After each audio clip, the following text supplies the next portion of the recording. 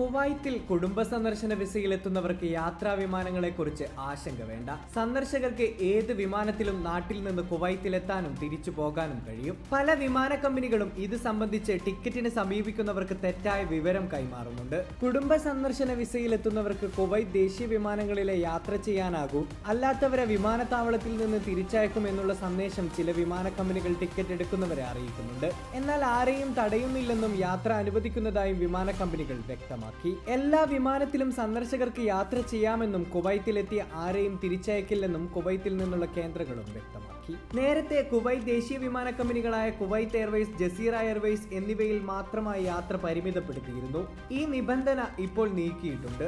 August ആദ്യത്തിലാണ് കുവൈത്തിൽ സന്ദർശന visa നിബന്ധനകളിൽ ഇളവ് വരുത്തിയത്. ഇതിൽ ദേശീയ വിമാന കമ്പനികളെ ആശ്രയിക്കേണ്ടതില്ലെന്നതടക്കം സുപ്രധാന മാറ്റവും കൊണ്ടുവന്നു.